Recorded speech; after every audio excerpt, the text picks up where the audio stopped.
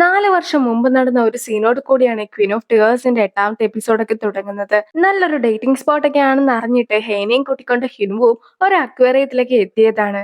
ആ അക്വേറിയത്തിലാകട്ടെ ആരും തന്നെ ഉണ്ടായിരുന്നുമില്ല. അവനും അതൊക്കെ കാണുമ്പോഴത്തേക്കും അതിശയം തോന്നുന്നുണ്ടെങ്കിൽ പോലും അവൾ ആയിരുന്നു അവിടുത്തെ എല്ലാ ടിക്കറ്റ്സും മേടിച്ചിട്ടുണ്ടായിരുന്നത്. സാധാരണ അവർ ഇങ്ങനത്തെ സോങ്സ് ഒന്നും അല്ല ഇവിടെ ഇടാറുള്ളതെന്നൊക്കെ ഹ്യുൻവു ആ സോങ് കേട്ട് പറയുമ്പോഴത്തേക്കും ഹെയ്നും ക്യാമറയിലൊക്കെ നോക്കിക്കൊണ്ട് ഒരാക്ഷനൊക്കെ കാണിക്കുകയാണ്. അത് കാണുന്ന സ്റ്റാഫ്സും പെട്ടെന്ന് തന്നെ സോങ് ഒക്കെ മാറ്റിയിട്ട് കൊടുക്കുന്നു. ചില സമയങ്ങളിൽ പ്രപഞ്ചം പോലും നമ്മുടെ കൂടെ നിൽക്കുന്നൊക്കെ പറയില്ലേ? എനിക്കും ഇപ്പോൾ അതുപോലെയാണ് തോന്നുന്നത്. നമ്മളിവിടെ എത്തിയപ്പോഴത്തേക്കും ആരും തന്നെ ഉണ്ടായിരുന്നില്ല. ഈ പാട്ട് ആവശ്യമില്ല എന്ന് പറഞ്ഞപ്പോൾ തന്നെ അവര് പാട്ടൊക്കെ മാറ്റുകയും ചെയ്തു. നമ്മൾ ഇതിനു മുമ്പ് ഫേമസ് ആയിട്ടുള്ള പാർക്കിലും ഫേമസ് ആയിട്ടുള്ള റെസ്റ്റോറന്റിലും എല്ലാം തന്നെ പോയിട്ടുണ്ടായിരുന്നു. പക്ഷെ അവിടെ ഒന്നും തന്നെ ആരും ഉണ്ടായിരുന്നില്ല. അതുകൊണ്ട് തന്നെ ഈ പ്രപഞ്ചം പോലും നമ്മുടെ കൂടെ നിൽക്കുന്ന സ്ഥിതിക്ക് നീ ഇവനെ വിവാഹം കഴിക്കാമോ എന്നൊക്കെ ഹ്യുൻവുവും ഹെയ്നോട് ചോദിക്കുന്നു. അവരെവിടെ പോകാൻ പ്ലാൻ ചെയ്താലും ഹെയ്ൻ ആയിരുന്നു അവിടുത്തെ എല്ലാം ടിക്കറ്റ് മേടിച്ചുകൊണ്ടിരുന്നത്. അതുകൊണ്ടാണ് മറ്റാരും തന്നെ അവിടെ ഉണ്ടാകാതെയും ഇരുന്നത്. പക്ഷെ അതൊന്നും തന്നെ ഹ്യുൻവു അറിഞ്ഞിട്ട് പോലും ഉണ്ടായിരുന്നില്ല. അവിടം കൊണ്ട് ആ ഒരു സീനൊക്കെ കട്ടായിട്ട് ഇപ്പോൾ പ്രസന്റ് ആണ് കാണിക്കുന്നത്. ഹ്യുൻവു കരയുമ്പോഴത്തേക്കും ഹെയ്നും ഹ്യുൻവുവിനെ സമാധാനിപ്പിക്കുന്നു. അതൊക്കെ കേൾക്കുന്ന അവനും ഈ ഒരു നിമിഷം എപ്പോഴും ഉണ്ടാകണമെന്നും നീ എന്നെ നോക്കി ഒന്നും അറിയാതെ വീണ്ടും പുഞ്ചിരിക്കണമെന്നുമാണ് ഞാൻ ആഗ്രഹിക്കുന്നതെന്നൊക്കെ ഹേനോടും അവൻ പറയുകയാണ്. നമ്മൾ ജർമ്മനിയിലൊക്കെ പോയതാണ്, പക്ഷെ നിനക്ക് ട്രീറ്റ്മെന്റ് കിട്ടിയില്ല. അവിടെ വെച്ചായിരുന്നു ഞാൻ നിന്നെ ഡിവോഴ്സ് ചെയ്യുവാൻ പോകുകയാണെന്നുള്ള വിവരമൊക്കെ നീയും അറിഞ്ഞത്. ഹ്യുൻവു ആ ഒരു കാര്യങ്ങളൊക്കെ അവളോട് പറഞ്ഞ് കഴിയുമ്പോഴത്തേക്കുമാണ് അവൾക്കും നഷ്ടപ്പെട്ട ഓർമ്മകളെല്ലാം തന്നെ തിരിച്ചു കിട്ടുന്നത്. എന്നെ വിവാഹം കഴിക്കുകയാണെങ്കിൽ ജീവിതകാലം മുഴുവൻ സന്തോഷമായിട്ടൊക്കെ ജീവിക്കാൻ സാധിക്കുമെന്നായിരുന്നു നീ വിചാരിച്ചത്. അതുകൊണ്ടായിരുന്നോ എന്നെ വിവാഹം കഴിച്ചതിന് ശേഷം ജീവിതം അങ്ങനെ അല്ല എന്നൊക്കെ മനസ്സിലാക്കിയപ്പോഴത്തേക്കും ഡിവോഴ്സ് ചെയ്യുവാനായിട്ട് ശ്രമിച്ചിട്ടുണ്ടായിരുന്നത്? ഞാൻ എല്ലാ കാര്യങ്ങളും ഇപ്പോൾ ഓർത്തെടുത്തിരിക്കുന്നു. നീ അനുഭവിച്ച കാര്യങ്ങളും ഞാൻ അനുഭവിച്ച കാര്യങ്ങളും മനസ്സിലാക്കി കഴിഞ്ഞിരിക്കുന്നു. നീ മാത്രമായിരുന്നില്ല വേദനകളൊക്കെ സഹിച്ചത്. ഞാനും ഒരുപാട് സഹിച്ചിട്ടുണ്ട്. അതുകൊണ്ട് തന്നെ ഇനി നമുക്ക് ഒന്നിച്ച് ജീവിക്കാനായിട്ട് സാധിക്കുകയില്ല. ഞാനും നിന്നെ ഡിവോഴ്സ് ചെയ്യുവാൻ പോകുകയാണെന്ന് ഹെയ്നും അറിയിക്കുന്നു. അങ്ങനെ ഹെയ്നും അവളുടെ വക്കീലുമായിട്ട് ഡിവോഴ്സ് ഒക്കെ ചെയ്യുവാനായിട്ട് എത്തിയിരിക്കുകയാണ്. നിനക്ക് ആ വക്കീലിനെ മനസ്സിലായോ എന്നൊക്കെ ഇപ്പോൾ ഫ്രണ്ടും ഹ്യൂനോട് ചോദിക്കുന്നുണ്ട്. സോങ് ചുങ്ക അഭിനയിച്ചിട്ടുണ്ടായിരുന്ന ഡ്രാമാസിലെയും മൂവീസിലെയും ക്യാരക്ടറിന്റെ ഡീറ്റെയിൽസ് ഒക്കെ ആയിരുന്നു അവനും പറഞ്ഞു കൊടുത്തിട്ടുണ്ടായിരുന്നത്. ചിലരാകട്ടെ പണക്കാരായിട്ടുള്ള ഒരു ഫാമിലിയിലെ ഏറ്റവും ഇളയ മകനാണ് അവനെന്ന് പറയാറുണ്ട് എന്ന് റീബോൺ റിച്ചിനെ കുറിച്ച് പറയുകയാണ്. ചിലരാകട്ടെ അവൻ്റെ ഒരു സോൾജിയർ ആണെന്നൊക്കെ പറയാറുണ്ടെന്ന് ഡിസെൻഡൻസ് ഓഫ് സണ്ണിനെ കുറിച്ച് പറയുന്നു. ചിലരാകട്ടെ അവനൊരു സ്പേസ് ഷിപ്പിൽ നിന്ന് വന്ന വ്യക്തിയാണെന്നൊക്കെ പറയാറുണ്ട് എന്ന് സ്പേസ് സ്വീപ്പേഴ്സിനെ കുറിച്ചും അവൻ മനുഷ്യൻ പോലുമല്ല ഒരു ചെന്നായി ആണെന്നൊക്കെ മറ്റു ചിലർ പറയാറുണ്ട് എന്നൊക്കെ വെയർവോൾഫ് ബോയിനെ കുറിച്ചും അവൻ പറയുകയാണ്. അതിനൊക്കെ ശേഷം ഇതൊന്നുമല്ല ശരിക്കുമുള്ള അവനൊരു മാഫിയാണെന്നാണ് ഏറെ ആളുകളും പറഞ്ഞിട്ടൊക്കെ ഉള്ളത്. അവന്റെ പേര് വിൻസെൻസോ എന്നാണ്. നീ ഏത് മാഫിയയുടെ കാര്യമാണ് പറയുന്നത്? മാഫിയ ഗെയിമിലൊക്കെയുള്ള മാഫിയ ആണോ എന്നൊക്കെ ഹ്യൂനോ ചോദിക്കുമ്പോഴത്തേക്കും അതൊന്നുമല്ല, ശരിക്കുമുള്ള മാഫിയയുടെ ബോസ് ആണ് അവനെന്നായിരുന്നു ഹ്യൂനുവിന്റെ ഫ്രണ്ടും പറയുന്നത്. ഇതുപോലത്തെ കേസുകളിലൊക്കെ അവൻ ഒത്തുതീർപ്പൊക്കെ നടത്തുന്നത് സംസാരിച്ചല്ല, മറിച്ച് ആയുധങ്ങളൊക്കെ ഉപയോഗിച്ചാണെന്നും കൂടി ഫ്രണ്ട് അറിയിക്കുന്നു. അതിനുശേഷം ഹ്യൂനുവിനെ വിൻസെൻസ് തോക്കിനൊക്കെ മുമ്പിൽ നിർത്തിയതിനു ശേഷം അവനെ കൊല്ലുവാനായിട്ടൊക്കെ ഹെയ്ൻ ആജ്ഞാപിക്കുമ്പോഴത്തേക്കും അവനെ ഷൂട്ട് ചെയ്ത് കൊല്ലുന്നതായിട്ടൊക്കെ ഫ്രണ്ടും ഓർത്തു നോക്കുകയാണ്. ഹെയ്ൻ എന്തൊരു പാവമായിരുന്നു. നിനക്ക് എങ്ങനെയാണ് ഹെയ്ന്റെ അടുത്ത് ഇത്രയും വലിയ ചതിയൊക്കെ ചെയ്യുവാനായിട്ട് തോന്നിയത്? അതുകൊണ്ടല്ലേ അവളും ഇപ്പോൾ വിൻസെൻസോനെ വിളിച്ചുകൊണ്ട് വന്നിട്ടുള്ളതെന്നൊക്കെയാണ് ഫ്രണ്ട് പറയുന്നത്. പക്ഷെ ഫ്രണ്ടിന്റെ ഉപദേശമൊക്കെ കേട്ടിട്ടായിരുന്നല്ലോ ഹ്യൂനുവും ഇതിനെ ഇറങ്ങി തിരിച്ചിട്ടുണ്ടായിരുന്നത്. അതുകൊണ്ട് തന്നെ അവനും പിന്മാറുവാനായിട്ട് സാധിക്കുമായിരുന്നില്ല. ഞാനിവിടെ ഒത്തുതീർപ്പിന് ഒന്നുമല്ല വന്നതെന്ന് പറഞ്ഞ വിൻസെൻസോയും ഡിവോഴ്സിന്റെ പേപ്പേഴ്സ് ഒക്കെ അവന് കാണിച്ചു കൊടുക്കുകയാണ്. എല്ലാ കാര്യത്തിലും ഒരുപാട് വ്യത്യാസങ്ങൾ ഞങ്ങൾ തമ്മിൽ ഉണ്ട് എന്നതായിരുന്നു ഡിവോഴ്സിന് കാരണമായിട്ടൊക്കെ അതിൽ എഴുതിയിട്ടുണ്ടായിരുന്നത്. ഇത്രയും ചെറിയൊരു കാരണത്തിന്റെയൊക്കെ പേരിൽ ഇത്രയും പണമുള്ള സൗന്ദര്യമൊക്കെ ഉള്ള ഒരു പെൺകുട്ടീനെ, അതും സിഇഒ ആയിട്ടുള്ള ഒരു പെൺകുട്ടീനെ ഒരു ഡയറക്ടർ ഡിവോഴ്സ് ചെയ്യുക പറഞ്ഞിട്ടുണ്ടെങ്കിൽ ആളുകൾ അതിനെ പല രീതിയിലും കളിയാക്കിയൊക്കെ പറയുന്നതായിരിക്കും. അതുകൊണ്ട് തന്നെ മറ്റു ചില കണ്ടീഷൻസ് ഒക്കെ ഉണ്ടെന്ന് പറഞ്ഞ് ഡിവോഴ്സിന്റെ കാരണമായിട്ട് കുറച്ച് കാര്യങ്ങൾ കൂടി ഇപ്പോൾ വിൻസെൻസോ പറഞ്ഞു കൊടുക്കുന്നു. രണ്ടുപേർക്കും ജോലിയുടെ തിരക്കൊക്കെ കൂടുതലായതുകൊണ്ട് തന്നെ കണ്ടുമുട്ടുവാൻ പോലും സാധിക്കാത്തത് കൊണ്ടാണ് ഡിവോഴ്സ് ചെയ്യുന്നതെന്നായിരുന്നു ആദ്യത്തെ കാരണമായിട്ടൊക്കെ വിൻസെൻസോ പറഞ്ഞിട്ടുണ്ടായിരുന്നത്. പക്ഷെ രണ്ടുപേരും വർക്ക് ചെയ്യുന്നത് ഒരേ കമ്പനിയിലൊക്കെ ആണല്ലോ, അതുകൊണ്ട് തന്നെ അതൊക്കെ ഒരു കാരണമാണോ എന്ന് ഫ്രണ്ടും ചോദിക്കുന്നു. ഞങ്ങളും സത്യസന്ധമായിട്ടുള്ള ഒരു റീസൺ ഒന്നും അല്ലല്ലോ ഇതിൽ കൊടുത്തത്, അതുകൊണ്ട് തന്നെ നിങ്ങൾക്ക് ആവശ്യമുള്ള ഏതൊരു റീസണും ഇതിന്റെ കൂടെ ആഡ് ചെയ്തോളാൻ കൂടി ഹ്യുൻവുവും അവരോട് പറയുകയാണ്. കാറിൽ പോകുന്ന ഹെയ്നും സൺസെറ്റ് ഒക്കെ നടക്കുന്നത് കാണുകയാണ്. അപ്പോഴാകട്ടെ പണ്ട് നടന്ന മറ്റൊരു സംഭവത്തെ കുറിച്ച് കൂടി അവൾ ഓർക്കുന്നു. നമ്മൾ സാധാരണ ടാക്സിയിലോ കാറിലോ ഒക്കെ അല്ലേ വരാറുള്ളത്, ഇന്ന് എന്തുകൊണ്ടാണ് ഇതുപോലെ ട്രെയിനിലൊക്കെ വന്നതെന്ന് ഹെയ്ൻ ചോദിക്കുമ്പോഴത്തേക്കും ഹ്യുൻവന്റെ ലൈഫിൽ മോശം ദിവസങ്ങളൊക്കെ ഉണ്ടാക്കുകയാണെങ്കിൽ അവനും ട്രെയിനിൽ ഇതേ റൂട്ടിലൊക്കെ സഞ്ചരിക്കുന്നതായിരിക്കും. ഈ ഒരു റൂട്ടാകട്ടെ സോളിൽ നിന്നും പുറപ്പെട്ടിട്ട് സോളിലേക്ക് തന്നെ മടങ്ങിയെത്തുന്ന ഒരു റൂട്ടാണ്. മാത്രമല്ല പല ആൾക്കാരും വഴിയിൽ കയറുകയും ഇറങ്ങുകയൊക്കെ ചെയ്യുന്നത് അവൻ നോക്കിയും ഇരിക്കും. അങ്ങനെ ട്രെയിനിലൂടെ സഞ്ചരിച്ചുകൊണ്ടൊക്കെ ഇരിക്കുമ്പോഴത്തേക്കും സൺസെറ്റും കാണുവാനായിട്ട് സാധിക്കും.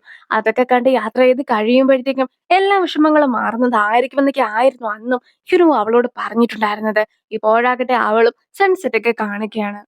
ഹ്യുൻവോ സ്ഥിരമായിട്ട് പോകുന്ന സ്ഥലങ്ങളിലൂടെ എല്ലാം തന്നെ ഇപ്പോൾ ഹെയിൻ പോയി നോക്കുകയാണ്. ആദ്യമായിട്ട് അവൻ സ്ഥിരമായിട്ട് ഓടുന്ന ഗ്രൗണ്ടിലൊക്കെ ആയിരുന്നു അവളും എത്തിയത്. പക്ഷെ ഗ്രൗണ്ടിലെത്തി കഴിയുമ്പോഴത്തേക്കും എല്ലാവരും കപ്പിൾസ് ഒക്കെ ആയിട്ടാണ് വരാറുള്ളത്.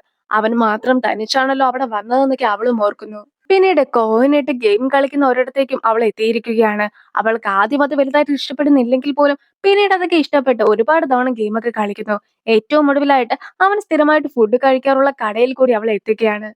അങ്ങനെ ഷെയ്ൻ അവിടെ ഇരുന്ന് കഴിയുമ്പോഴത്തേക്കും തൊട്ടടുത്തായിട്ട് തന്നെ ഹ്യുൻമോ ഫ്രണ്ടും വന്നിരിക്കുകയാണ്. അപ്പോഴേക്കും അവർ രണ്ടുപേരും കേൾക്കാത്ത രീതിയിലൊക്കെ ഓർഡറും അവൾ നൽകുന്നു. പിന്നീട് അവർ സംസാരിക്കുന്നതെല്ലാം തന്നെ ഹെയ്നും കേൾക്കുന്നു. ഹെയ്നും ഒരു ഫുഡിന്റെ സ്മെൽ ഇഷ്ടമില്ലാത്തത് കൊണ്ട് തന്നെ ഹ്യുൻവുവും ആ ഒരു ഫുഡ് കഴിച്ചിട്ടൊന്നും ഉണ്ടായിരുന്നില്ല.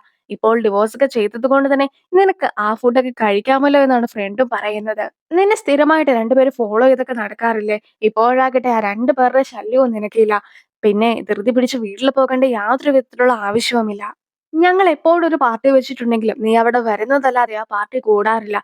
പാർട്ടി കൂടുന്നതിനിടയ്ക്കാകട്ടെ നിന്റെ മുത്തശ്ശന്റെയോ അല്ലെങ്കിൽ അമ്മായച്ഛന്റെയോ ഫോണൊക്കെ വന്നിട്ട് നീ വീണ്ടും വർക്കിന്റെ കാര്യത്തിനായിട്ട് പോകും. ഏറ്റവും ഒടുവിൽ ഒറ്റയ്ക്കിരുന്നൊക്കെയാണ് ഫുഡ് പോലും കഴിക്കുന്നത്. അതുകൊണ്ട് തന്നെ നീ ഇപ്പോൾ ഡിവോഴ്സ് ഒക്കെ കഴിഞ്ഞതുകൊണ്ട് ഇതുപോലത്തെ നല്ല നല്ല കാര്യങ്ങളൊക്കെ ആലോചിക്കുക. ഇനി മുതൽ നിനക്ക് എല്ലാ രീതിയിലുള്ള ഫ്രീഡവും ഉണ്ടായിരിക്കുന്നതായിരിക്കുമെന്നൊക്കെയാണ് ഫ്രണ്ടും പറയുന്നത്. എങ്കിൽ പോലും ഇതൊക്കെ കേട്ട് കഴിയുന്ന ഹ്യുൻവുവും എത്രയൊക്കെ മോശമാണെന്ന് പറഞ്ഞാലും എനിക്ക് പണ്ടത്തെ ആ ഒരു ലൈഫ് വേണമെന്ന് ഇപ്പോൾ തോന്നിപ്പോകുകയാണ്. ആ ഒരു ലൈഫിലൊക്കെ ആയിരുന്നെങ്കിൽ എപ്പോഴും എനിക്ക് ഹെയിന്റെ കൂടെ നിൽക്കുവാനായിട്ട് സാധിക്കുമായിരുന്നു എന്ന് ഹ്യുൻവുവും പറയുന്നു. അങ്ങനെ അവർ രണ്ടുപേരും കൂടി സംസാരിക്കുന്ന എല്ലാ കാര്യങ്ങളും ഹെയിനും കേട്ട് കഴിഞ്ഞിരിക്കുന്നു. അടുത്തതായിട്ട് ഉൻസിങ്ങും നേരത്തെ ഹെയിന്റെ മരുന്നൊക്കെ എടുത്തിട്ടുണ്ടായിരുന്നല്ലോ. ആ ഒരു മരുന്നൊക്കെ ഹ്യുൻവുവിന്റെ സെക്രട്ടറി ആയിട്ടുള്ള സെക്രട്ടറി കിമ്മിനെ ആയിരുന്നു ഏൽപ്പിച്ചിട്ടുണ്ടായിരുന്നത്. സെക്രട്ടറി കിമ്മും ആ ഒരു മരുന്നൊക്കെ ട്യൂമറിന്റേതാണെന്ന് കണ്ടെത്തി ഉൻസിങ്ങിനെ വിളിച്ച് അറിയിക്കുകയാണ്. അങ്ങനെ ഇരിക്കെയാണ് പണ്ട് ഓർഫനേജിൽ വെച്ച് നടന്ന മറ്റൊരു സംഭവമൊക്കെ കാണിക്കുന്നത്. ഹേനെ ഒരു പട്ടിയൊക്കെ കടിക്കുവാനായിട്ടിട്ട് ഓടിക്കുമ്പോഴത്തേക്കും അന്ന് ഹേനെ രക്ഷിച്ചത് ഉൻസിങ് ആയിരുന്നു. അവനും ഒരു കല്ലൊക്കെ വെച്ച് ആ പട്ടിയുടെ തലക്കിട്ടടിച്ചിട്ടായിരുന്നു അവളെ രക്ഷിച്ചിട്ടുണ്ടായിരുന്നത്. ആ ഒരു രക്ഷിക്കലിൽ രണ്ടുപേരും ഒരുപോലെ വീഴുന്നു. ഇത് എത്ര വില കൂടിയ ഡോഗാണെന്നൊക്കെ നിനക്ക് അറിയാമോ എന്ന് ചോദിച്ചുകൊണ്ട് ആ ഡോഗിന്റെ ഓണറും ഉൻസിങ്ങിന് ഒരുപാട് വഴക്കൊക്കെ പറഞ്ഞിട്ടുണ്ടായിരുന്നു. പക്ഷെ ഹെയ്നും ഈ പട്ടിയെ കടിക്കുവാൻ വന്നത് കൊണ്ടാണ് അവനും അങ്ങനെ ചെയ്തതെന്നൊക്കെ പറയുന്നുണ്ടെങ്കിലും അവൾ ആരാണെന്നൊന്നും അറിയത്തില്ലാത്തത് കൊണ്ട് തന്നെ ആ ഓർഫനേജിലെ മറ്റേതെങ്കിലും കുട്ടി ആയിരിക്കുമെന്നൊക്കെ വിചാരിച്ചുകൊണ്ട് ഓണറും അവളെയും കൂടി വഴക്കൊക്കെ പറഞ്ഞിട്ടുണ്ടായിരുന്നു. പക്ഷെ ശബ്ദമൊക്കെ കേട്ട് കഴിയുമ്പോഴത്തേക്കും അവിടെ ഉണ്ടായിരുന്ന ഒരുപാട് ആൾക്കാർ വന്ന് കഴിയുമ്പോഴത്തേക്കുമാണ് ഹെയ്ൻ ചെറുമാന്റെ കൊച്ചുമോളാണെന്നുള്ള കാര്യമൊക്കെ അയാളും അറിയുന്നത്. അത് കേട്ട് കഴിയുമ്പോൾ തന്നെ അയാളും അവളോട് മാപ്പൊക്കെ ചോദിക്കുന്നു. ഹെയ്ന്റെ കാലിൽ ചെറിയൊരു മുറിവൊക്കെ ഉണ്ടായിരുന്നത് കൊണ്ട് തന്നെ അവളെയും കൊണ്ട് ഹോസ്പിറ്റലിൽ പോകുവാനായിട്ട് എല്ലാവരും നോക്കുമ്പോഴത്തേക്കും മുൻസിങ്ങും വീണിട്ടൊക്കെ ഉണ്ടായിരുന്നല്ലോ. അതുകൊണ്ട് തന്നെ അവളും അവന്റെ കാലിലൊക്കെ കയ്യിലുണ്ടായിരുന്ന ഒരു ടവൽ വെച്ച് കെട്ടിക്കൊടുക്കുന്നു. ഹെയ്നും അവനോട് നന്ദിയൊക്കെ പറഞ്ഞു പോയിട്ടുണ്ടായിരുന്നു. പക്ഷെ കുറച്ച് അകലെയായിട്ട് തന്നെ ഹെയ്ന്റെ ഒരു മാലയൊക്കെ കിടക്കുന്നത് ഉൻസിങ് കാണുകയും അവൻ അത് എടുക്കുകയും ചെയ്തിട്ടുണ്ടായിരുന്നു. ഇപ്പോഴും അവൻ ആ മാലയൊക്കെ ഇട്ടോണ്ടാണ് നടക്കുന്നതും.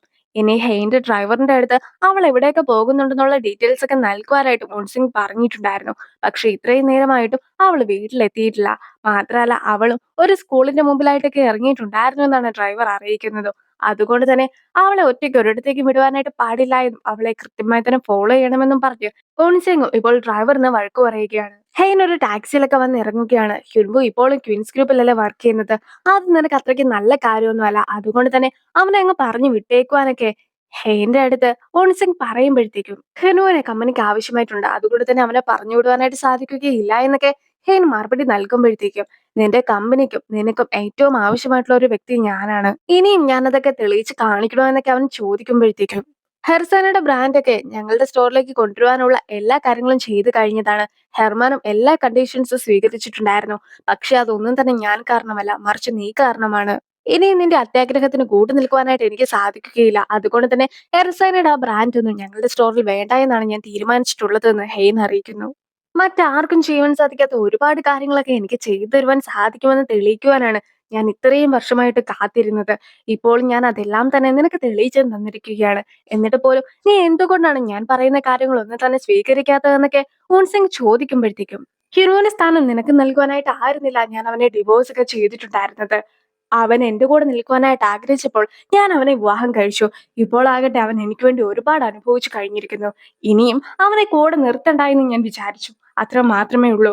അല്ലാതെ അത് ഒരിക്കലും നിനക്ക് വേണ്ടി ആയിരുന്നില്ല എന്നൊക്കെ ഹെയ്ൻ പറയുമ്പോഴത്തേക്കും അതുവഴി സുൽഹി വരുന്നത് കൊണ്ട് തന്നെ അവർ രണ്ടുപേരും രണ്ടു വഴിക്ക് പോകുന്നു. ഉൺസിങ്ങിന് ഹെയ്ൻ വഴി ഹിനുവിനെ പറഞ്ഞയക്കുവാനൊന്നും സാധിച്ചില്ലല്ലോ. അതുകൊണ്ട് തന്നെ ഇപ്പോൾ ഗ്രേസ്കോനെ അയച്ചിരിക്കുകയാണ്. ഗ്രേസ്കോയും അവനെ അധികം നാള് കമ്പനിയിലൊന്നും വെച്ചോണ്ടിരിക്കുന്നത് അത്രയ്ക്ക് നല്ല കാര്യമല്ല എന്നൊക്കെ അമ്മയുടെ അടുത്ത് വന്നും പറയുന്നു. അതൊക്കെ കേൾക്കുന്ന സൂചോളും, ഞാൻ ഇതുവരെയായിട്ടും ഹിനുവിനേക്കാളും സ്മാർട്ട് ആണെന്നൊന്നും എനിക്ക് തെളിയിച്ചു കൊടുക്കാനായിട്ട് സാധിച്ചിട്ടില്ല. അതുകൊണ്ട് തന്നെ പെട്ടെന്ന് അവനെ പറഞ്ഞയക്കുന്നത് ബുദ്ധിയല്ല എന്നൊക്കെയാണ് അറിയിക്കുന്നത്.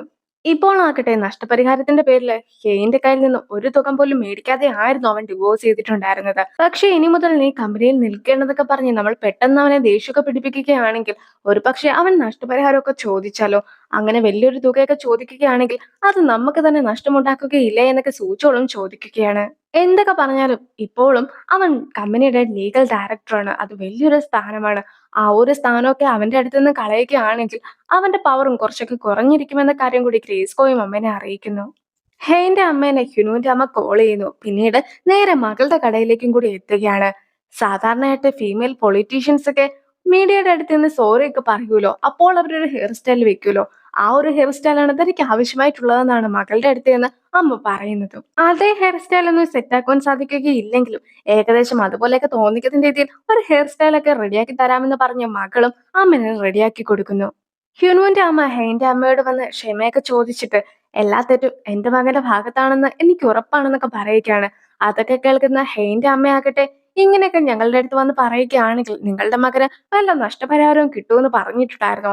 അതോ ഇപ്പോൾ നമ്മൾ സംസാരിക്കുന്ന കാര്യങ്ങളെല്ലാം തന്നെ നിങ്ങൾ റെക്കോർഡാക്കിയിട്ട് അതും കോടതിയിൽ കാണിക്കുവാനായിട്ട് വല്ല പ്ലാനും ഉണ്ടോ എന്നൊക്കെ അവരുടെ അടുത്ത് ചോദിക്കുകയാണ്.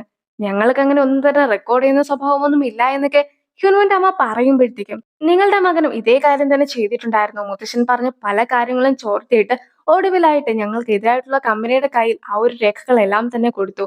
ഇപ്പോൾ പോലീസും ആ ഒരു കേസൊക്കെ അന്വേഷിക്കുകയാണെന്ന് ഹെയ്ന്റെ അമ്മ പറയുമ്പോഴത്തേക്കും, ഹ്യുനു ആണ് അത് ചെയ്തതെന്ന് അവൻ സമ്മതിച്ചിട്ടുണ്ടായിരുന്നു എന്നാണ് ഹ്യുനുവിന്റെ അമ്മ ചോദിക്കുന്നത്. അവൻ സമ്മതിച്ചൊന്നും ഇല്ലായിരുന്നു എന്ന് അറിഞ്ഞ് കഴിയുമ്പോഴത്തേക്കും, അങ്ങനെയാണെങ്കിൽ അവൻ അങ്ങനെ ഒരു കാര്യം ചെയ്തിട്ട് കൂടി ഉണ്ടാക്കുകയില്ല എന്നും ഹ്യുനുവിന്റെ അമ്മ ഉറപ്പിച്ചു പറയുന്നു. പക്ഷേ ഇനി അത് തെളിയിച്ചിട്ടൊന്നും ഒരു കാര്യവും ഇല്ലല്ലോ. അതായത് അവർ രണ്ടുപേരും ഡിവോഴ്സ് ഒക്കെ ചെയ്ത് കഴിഞ്ഞല്ലോ എന്നൊക്കെ ഹെയ്ന്റെ അമ്മ പറയുമ്പോഴത്തേക്കുമാണ് ഹ്യുൻവു ആ ഒരു വിവരം ഒന്നും തന്നെ വീട്ടിൽ അറിയിച്ചിട്ടില്ല എന്ന കാര്യം കൂടി ഹെയ്ന്റെ അമ്മ മനസ്സിലാക്കുന്നത്. ഇതുപോലൊക്കെ ആയിരിക്കും സംഭവിക്കുക എന്ന് എനിക്ക് നേരത്തെ തന്നെ അറിയാമായിരുന്നു. അതുകൊണ്ടാണ് നിങ്ങൾ വിവാഹം കഴിക്കരുതെന്നൊക്കെ ഞാൻ അവരോട് വിവാഹത്തിന് മുമ്പ് തന്നെ പറഞ്ഞിട്ടുമുണ്ടായിരുന്നത്. പക്ഷെ എന്റെ വാക്ക് കേൾക്കാതെ വിവാഹം കഴിച്ചതല്ലേ എന്ന് ഹെയ്ന്റെ അമ്മ ചോദിക്കുമ്പോഴത്തേക്കും, ഹ്യുനുവിന്റെ അമ്മയും അവർക്ക് വിവാഹത്തിന് മുമ്പ് മറക്കുവാൻ സാധിക്കാത്ത രീതിയിൽ ഒരുപാട് നിമിഷങ്ങളൊക്കെ ഒന്നിച്ചുണ്ടായിരുന്നിരിക്കാം. അതുകൊണ്ടാണ് അവരും വിവാഹം കഴിക്കുവാനായിട്ട് തീരുമാനിച്ചത്. വിവാഹത്തിന് ശേഷവും അവർക്ക് ഒരുപാട് സന്തോഷകരമായിട്ടുള്ള നിമിഷങ്ങളും ഉണ്ടായിട്ടുണ്ട്. അതുകൊണ്ട് തന്നെ ഡിവോഴ്സ് ചെയ്യുകയാണെങ്കിൽ പോലും അവരും ആ ഒരു നിമിഷങ്ങൾ ഒരിക്കലും മറക്കുന്നതായിരിക്കുകയില്ല. നമുക്ക് ആർക്കും തന്നെ ആ ഒരു നിമിഷങ്ങൾ അവരുടെ ഉള്ളിൽ നിന്നും എടുത്തു കളയുവാനും സാധിക്കുകയില്ല എന്നൊക്കെ ഉറപ്പിച്ചു പറയുന്നു. ഞങ്ങളുടെ മോളെ ഡിവോഴ്സ് ചെയ്തതിന് ശേഷവും രഹസ്യങ്ങളൊക്കെ ചോർത്തി കൊടുത്തതിന് ശേഷവും ഇപ്പോഴും ഞങ്ങളുടെ കമ്പനിയിൽ പിടിച്ചു നിൽക്കുവാനായിട്ടാണ് ഹിനു നോക്കുന്നത്. അവന് കുറച്ചെങ്കിലും നാണമുണ്ടെങ്കിൽ അവനോട് കമ്പനിക്ക് ഉപേക്ഷിച്ച് പോകുവാനായിട്ട് പറയുവാൻ കൂടി ഹെയ്ന്റെ അമ്മ ഹിനുവിന്റെ അമ്മയോട് പറയുന്നു. അമ്മേനെ കാണാത്തത് കൊണ്ട് തന്നെ വീട്ടിലുള്ള എല്ലാവരും തന്നെ അമ്മയ്ക്കായിട്ട് കാത്തിരിക്കുകയായിരുന്നു. അമ്മയും വളരെ വിഷമിച്ചൊക്കെയാണ് തിരിച്ച് വീട്ടിലേക്ക് വരുന്നത്. കരച്ചിലൊക്കെ ഒഴിവാക്കുവാനായിട്ട് അമ്മ പരമാവധി ശ്രമിക്കുന്നുമുണ്ട്. നേരത്തെ തന്നെ ആ ഒരു ലിമിറ്റഡ് എഡിഷൻ വാച്ചൊക്കെ എത്ര പേര് മേടിച്ചിട്ടുണ്ടെന്നൊക്കെ ഹിനു അന്വേഷിച്ചിട്ടുണ്ടായിരുന്നല്ലോ. മൊത്തം 10 പേരാണത് മേടിച്ചിട്ടുണ്ടായിരുന്നത്. ആ 10 പേരുടെ ലിസ്റ്റും ഇപ്പോൾ സ്റ്റാഫ് ഹിനുവിനെ ഏൽപ്പിക്കുകയാണ്. ആ ഒരു ലിസ്റ്റിലാകട്ടെ മുത്തശ്ശന്റെ ഗേൾഫ്രണ്ട് ആയിട്ടുള്ള സുൽഹിയും ഇതേ വാച്ച് മേടിച്ചിട്ടുണ്ടായിരുന്നു എന്ന് കാണുന്നു. പക്ഷെ ഇത് മെൻസ് വാച്ച് ആണ്. അതുകൊണ്ട് തന്നെ അവൾ ആയിരിക്കുകയില്ല ഇത് ഉപയോഗിക്കുക. പക്ഷെ അവൾ ആർക്കായിരിക്കും ഇത് ഗിഫ്റ്റ് നൽകിയിട്ടുണ്ടാക്കുക എന്നൊക്കെ സ്റ്റാഫും ചോദിക്കുകയാണ്. അതേ വാച്ച് ഇട്ടിട്ടുണ്ടായിരുന്ന ഉൻസിങ്ങിനെ കാണിക്കുന്നു. ഉൻസിങ്ങും ഹെയ്നെ ഫോളോ ചെയ്തൊക്കെ പോയിക്കൊണ്ടിരിക്കുകയാണ്. പക്ഷെ ഹെയ്നും അവൻ ഫോളോ ചെയ്യുന്ന കാര്യം ഒന്നും തന്നെ അറിയാതെ മുന്നോട്ട് പോകുന്നു. അങ്ങനെ ഇരിക്കെ ഉൻസിങ്ങിനെ ഓവർടേക്ക് ചെയ്തുകൊണ്ട് ഹ്യുനുവും അവിടെ എത്തുകയാണ്. എന്തായാലും ആ ഒരു നിമിഷം കൊണ്ട് തന്നെ ഹെയ്നും അവിടെ നിന്ന് പോയിട്ടുണ്ടായിരുന്നു. നീ ഓഫീസ് മുതൽ തന്നെ ഹെയ്നെ ഫോളോ ചെയ്യുന്നത് ഞാൻ കണ്ടതാണ്. മാത്രമല്ല സെക്രട്ടറി കിമും നീയും കൂടി ഫോണിൽ സംസാരിക്കുന്നത് ഞാൻ കേട്ടു. സെക്രട്ടറി കിമ്മിനോട് സംസാരിച്ചു കഴിഞ്ഞപ്പോഴത്തേക്കുമാണ് ഹ്യുനുവോ എവിടെയൊക്കെ പോകുന്നുണ്ടെന്നും ആരെയൊക്കെ കാണുന്നുണ്ടെന്നും കൃത്യമായിട്ടൊക്കെ ഉൺസിങ്ങിന് വിവരം നൽകുവാനായിട്ട് ഉൺസിങ് പറഞ്ഞിട്ടുണ്ടായിരുന്നതിനെ കുറിച്ചൊക്കെ സെക്രട്ടറി കിം പറയുന്നത്. ഏറ്റവും ഒടുവിലായിട്ട് ഈ ഒരു മരുന്നൊക്കെ നൽകിയിട്ട് ഇത് എന്തിനു ഉപയോഗിക്കുന്നതാണെന്ന് എന്നോട് ചോദിച്ചിട്ടുണ്ടായിരുന്നു എന്ന കാര്യം കൂടി കിം അറിയിക്കുന്നു. അല്ലെങ്കിൽ തന്നെ നീയും ഹെയ്നും ഡിവോഴ്സ് ചെയ്തതല്ലേ, ഇപ്പോൾ നിങ്ങൾ തമ്മിൽ യാതൊരു വിധത്തിലുള്ള ബന്ധവുമില്ല, അതുകൊണ്ട് തന്നെ ഞങ്ങൾക്കിടയിലേക്ക് നീ വരേണ്ട കാര്യവും ഇല്ല എന്നാണ് ഉൺസിങ് ഹ്യുനുവിനോട് പറയുന്നത്. നീ ഇനിയും ഹേനെ ഫോളോ ചെയ്യുവാനായിട്ടാണ് തീരുമാനിച്ചിട്ടുള്ളതെങ്കിൽ ഞാനും നിന്നെ ഫോളോ ചെയ്തുകൊണ്ടേയിരിക്കും. നീയും അവളെ വേദനിപ്പിക്കാനായിട്ട് ശ്രമിക്കുകയാണെങ്കിൽ ഞാനും നിന്നെ വേദനിപ്പിക്കുന്നതായിരിക്കുമെന്നൊക്കെ ഹ്യുനു പറയുമ്പോഴത്തേക്കും അവനും നീ അവളെ പ്രൊട്ടക്ട് ചെയ്യണമെങ്കിൽ എത്ര വേണമെങ്കിലും പ്രൊട്ടക്ട് ചെയ്തോ, പക്ഷെ അധികം വൈകാതെ തന്നെ ഹെയ്ൻ എന്റേതായി മാറുന്നതായിരിക്കുമെന്നും കൂടി പറഞ്ഞിട്ട് പോകുന്നു. അങ്ങനെ ഉൺസിംഗ് പോകാൻ തുടങ്ങുമ്പോഴത്തേക്കുമാണ് ഉൺസിംഗിന്റെ കയ്യിലുണ്ടായിരുന്ന വാച്ചൊക്കെ ഹിനുവും ശ്രദ്ധിക്കുന്നത്. ഇതേ വാച്ച് തന്നെ ആയിരുന്നു സോൽഹി മേടിച്ചിട്ടുണ്ടായിരുന്നത്. എല്ലാ കാര്യങ്ങളും ഒന്നും കൂടെ ആലോചിച്ചു നോക്കുന്ന ഹ്യുൻവുവും കുറേയധികം കാര്യങ്ങളൊക്കെ മനസ്സിലാക്കുകയാണ്. യഥാർത്ഥത്തിൽ അഴിമതിയൊക്കെ ചെയ്തിട്ടുണ്ടായിരുന്നത് സോങ് ആയിരുന്നു. സോങ് അഴിമതി ചെയ്തതെല്ലാം തന്നെ കണ്ടില്ല എന്ന് വെച്ചിട്ടുണ്ടായിരുന്നത് ഡയറക്ടർ ജോയും. അവർ രണ്ടുപേരും കൂടി ചെയ്തു വെച്ച കാര്യങ്ങൾ കൊണ്ടാണ് ഇപ്പോൾ മുത്തശ്ശന് പ്രശ്നമൊക്കെ ഉണ്ടായിട്ടുള്ളത്. അവർ രണ്ടുപേരും ഫ്രണ്ട്സ് ആണെന്ന് തെളിയിക്കുന്ന രീതിയിൽ ഒരു ഫോട്ടോ ഒക്കെ ഹിനുവിന് കിട്ടിയപ്പോഴത്തേക്കും ആ ഫോട്ടോയിൽ അവരുടെ ഒപ്പം മറ്റൊരാളുടെ കൈയും കൂടി അവൻ കണ്ടിട്ടുണ്ടായിരുന്നു. ആ കയ്യിലുണ്ടായിരുന്ന വാച്ചാണ് സൊൽഹി മേടിച്ചിട്ടുണ്ടായിരുന്നതെന്ന് തെളിഞ്ഞിട്ടുണ്ട്. പിന്നെ ഉൺസിങ്ങിന്റെ കയ്യിൽ ഇപ്പോൾ ഉള്ളതും ഇതേ വാച്ചാണ്. അങ്ങനെ ഇരിക്കെ ഉൺസിങ്ങിനെ കുറിച്ച് ആലോചിക്കുമ്പോഴത്തേക്കും ഉൺസിങ്ങിനെയും അഡോപ്റ്റ് ഒക്കെ ചെയ്തതിനു ശേഷം വിദേശത്ത് പഠിപ്പിച്ചതാണെന്നും ഫാമിലി ആയിട്ട് ആരും തന്നെ ജീവിച്ചിരിപ്പില്ലെന്നായിരുന്നല്ലോ ഉൺസിങ്ങും പറഞ്ഞിട്ടൊക്കെ ഉണ്ടായിരുന്നത്. അതുകൊണ്ട് തന്നെ സൊൽഹിയും ഉൺസിങ്ങും തമ്മിൽ എന്ത് ബന്ധമാണ് ഉള്ളതെന്നും കൂടി ഹിനു ആലോചിച്ചു നോക്കുന്നു. സൂചോൾ റിസോർട്ട് പണിയുന്നത് എങ്ങനെയും തടയണമെന്നതായിരുന്നല്ലോ ഉൺസിങ്ങിന്റെ പ്ലാൻ.